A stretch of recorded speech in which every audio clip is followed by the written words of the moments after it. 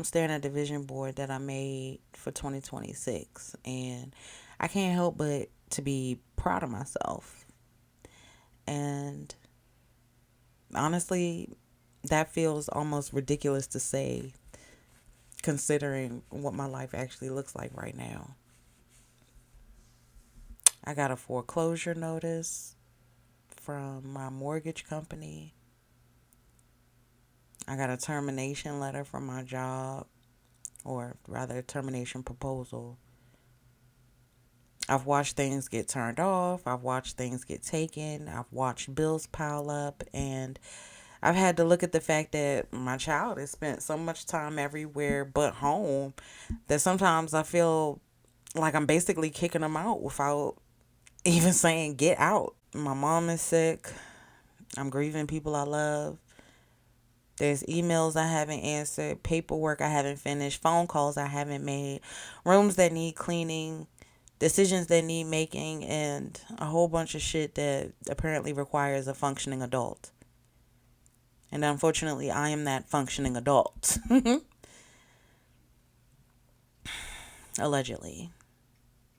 But I'm looking at the vision board and I'm proud of myself. Because somehow, in the middle of all of that, I've made moves. I have an LLC. Prayers and cuss words is a real business. I have a podcast. I write. I have a Substack that's making money. I have community. Millions of people have seen the things that come out of my brain while I sit somewhere questioning whether I was doing enough with my life.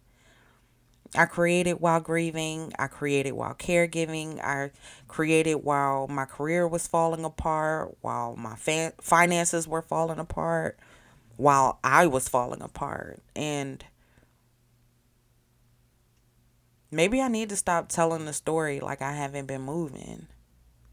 Maybe I just haven't been moving at the pace that the world thinks I'm supposed to. And that's different because here's what I know: time is an illusion, and life is really what you make it. It's beautiful, it's ugly, it's messy, it feels good, and it fucking hurts. And somehow it's still worth living. And I want to experience mine. Not just talking about it, not just analyzing it, not just turn every revelation into a fucking threads post. I want to live it. Because I've spent so much time trying to understand myself that somewhere along the way, understanding myself became another form of avoiding myself. I know what's not working. Not giving myself grace isn't working. Falling back into old habits and beliefs simply because they're familiar isn't working. Treating every problem in my life as evidence that there's something fundamentally wrong with me isn't working. And consistently asking myself, what the fuck is wrong with you? Why can't you do the thing? Definitely is not working. But here's the part I've been thinking about. What if sometimes knowing what to do isn't enough? Because I know I need to fix my finances. I know I need to answer the emails. I know I need to organize the paperwork. I know I need to deal with my house. I know I need to figure out work. I know I need to advocate for myself. I know I need to handle the administrative shit that comes with being alive. I know that. That's never really been the fucking problem. Sometimes I need somebody to help me do it. And that has me thinking about how many people like me are walking around right now. Intelligent, capable, educated, creative, resourceful, and absolutely fucking drowning in administration. Where are the services for that? Where's the person who sits beside you and says, okay, open the mail. We're going to make 3 piles. Now we're calling the mortgage company. Now we're filling out this form. Now we're responding to this email. Not because you're stupid, not because you're irresponsible, but because sometimes the distance between knowing and doing requires support. We're the financial services for people who aren't trying to build a stock portfolio right now. I don't need somebody asking me about my 5-year investment strategy while the fucking lights are about to get cut off. I need somebody who understands financial crisis, who can help prioritize bills, negotiate, find programs, deal with creditors, organize documents, and make a plan without making somebody feel like shit for how they got there. Where are the personal administrative services? Not a luxury personal assistant. I'm talking about the practical support for people who struggle with executive functioning, appointments, forms, deadlines, mail, insurance, benefits, applications, follow-ups, all the invisible shit required to keep a human life operational. And healthcare? Jesus Christ. Where are the people whose job it is to help us understand what we're being told? Who helps you find the right provider? Who teaches you what questions to ask? Who helps you advocate for yourself when you know something isn't right? Who explains your options in languages that you can actually understand? Who helps you coordinate care when you're already exhausted from needing the fucking care? And then there's work. Who teaches regular people how to protect themselves in workplaces before everything goes to shit? Who teaches you what Who teaches you what reasonable accommodation actually means? What documentation matters? What emails you should save? What questions you should ask? When you need HR? When you need EEO? When you need an attorney? When you need a disability advocate? When you need to stop explaining yourself to people who already decided they don't give a fuck? Because I work in HR. I have a master's degree. I understand systems. And navigating the system while you're the person in crisis is a whole fucking ball game. So maybe that's the part of what prayers and cuss words needs to become too, because I don't want it to be about me seeming to have the answers. Maybe I need to be asking better questions. Finding the people who do have the answers, bringing financial counselors here, patient advocates, executive functioning and administrative support professionals, attorneys and workplace advocates, people who understand disability, people who understand benefits, people who can explain systems without making people feel stupid for not knowing how the systems work. Because maybe community isn't just girl, me too. Maybe the next question is, okay, me too. Now what the fuck do we do?